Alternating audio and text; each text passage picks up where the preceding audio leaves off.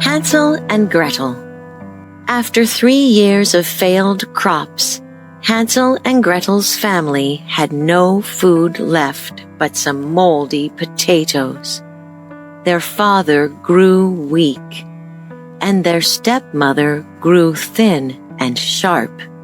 Gretel was so young that she did not even remember the good times.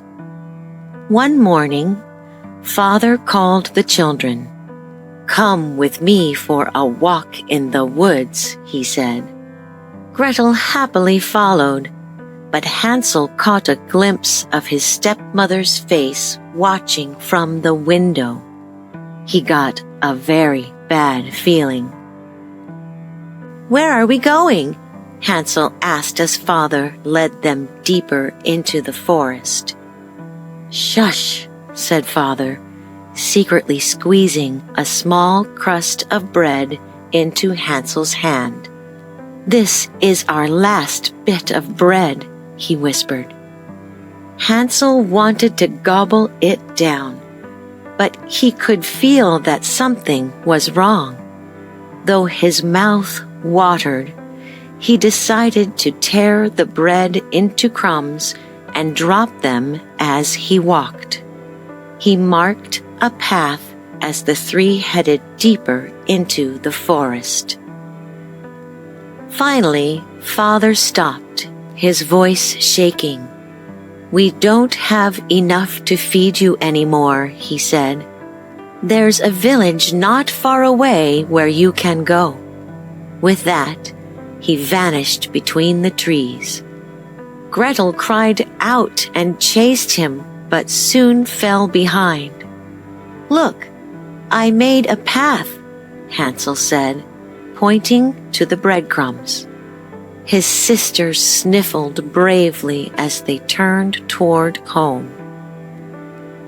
"You didn't make a very good path," Gretel pouted. Hansel thought he'd dropped enough crumbs, but he kept losing the way. Then he saw a sparrow swoop down, grab a crumb, and fly off. They could not find the path. "Birds ate your crumbs! We're lost!"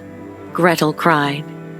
Hansel tried to stay calm, but the forest was growing gloomy. "Let's try to find that village," he said. They walked for a long time.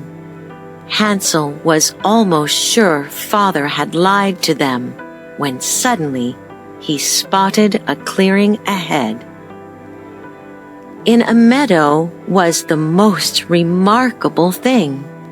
A cottage made entirely of sweets. The children stumbled toward it, their stomachs grumbling with hunger. Gretel took a chocolate shingle. The sweetness of a frosting icicle almost made Hansel dizzy. They didn't hear the door swing open. "Do I hear little mouths nibbling on my house?" a sweet voice said. It was a tiny old woman with cloudy eyes calling to them. "Please come in," she offered. Hansel and Gretel happily followed her inside. The old woman blindly felt her way around the house as she brought heaping plates of gingerbread, cake, and pie. When the children were finally full, she pulled a box off her shelf. "I don't have many toys, but I do have these old things," she said. She tossed Hansel an emerald the size of his fist. He and his sister played with the gemstones. The warm fire made them sleepy, and soon they fell onto the woman's soft feather bed. Breakfast was waffles, strawberries, and piles of whipped cream. When they were finished, the woman said, "My eyesight isn't so good anymore. Would you mind doing a few chores for me?" The children agreed at once. The woman handed Gretel a broom. Then she pointed to a broken latch on a high window. "Maybe you can reach it from that bird cage," she suggested. A huge empty bird cage hung from the ceiling near the window. Hansel climbed onto a table and pulled himself inside. He heard a click as the cage door swung shut behind him. Gretel did not see the cage door shut, but she heard the click. She also saw a wicked smile flash across the old woman's face. "What happened?" she asked. "Get back to work," the woman snarled. "Isn't it comfortable up there?" the woman cooed at Hansel. "Have some more cake. You're thin now, but you'll fatten up soon." Gretel shuddered, but she was too scared to object. "Can I do anything else?" she asked with false cheer.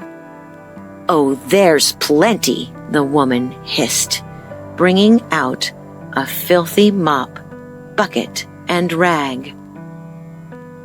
Gretel washed, scrubbed, and swept for days, always keeping an eye on the old woman. Every day, the woman shoved more treats into Hansel's cage. Every day she pinched his arm. Over time, Hansel began to grow soft. The woman smiled in a way that made Gretel feel ill. Gretel felt helpless, but one evening she got an idea. While sweeping, she found a chicken bone. She tossed the bone into Hansel's cage. "When she tries to grab your arm, give her this instead," she whispered. From then on, when the woman reached for Hansel's arm, she pinched the bone. "Why aren't you getting fat?" she demanded. The old woman finally grew frustrated. "I'm not waiting any longer. Girl, fill that big pot with water and build a fire," she ordered. Gretel began to tremble, but she did as she was told. When the water got hot, the woman went to Hansel's cage. She had to stand on a chair to open the door. This was Gretel's chance. With all her strength, she swung her broom at the cage, knocking it from its hook. As the cage and Hansel came crashing down, the woman stumbled backward and fell. Hansel squirmed free. The woman slowly pulled herself up, but Hansel and Gretel rushed at her together. They shoved her into the cage and slammed the door. "You wicked children! Let me out!" she screamed. Hansel snatched the treasure chest. Together, the children fled into the forest.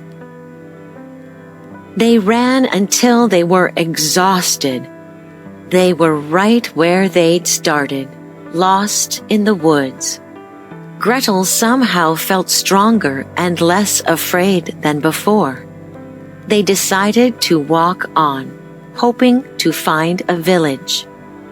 Suddenly, Gretel heard a distant voice calling their names. Still afraid, the children hid in the underbrush. As the voice came closer, it began to sound more familiar. Just before the source came into view, Gretel realized who it was. "Father!" she cried, leaping into his arms. His eyes were red from crying. "My children!" he shouted. "I'm so sorry for what I did. I sent your stepmother away, and I've been looking for you ever since." Then his happy smile fell. "I still have no food for you," he sighed. "We can buy all the food we want," Hansel announced, pulling the treasure chest from his coat. Their laughter echoed through the forest. Together they headed toward home.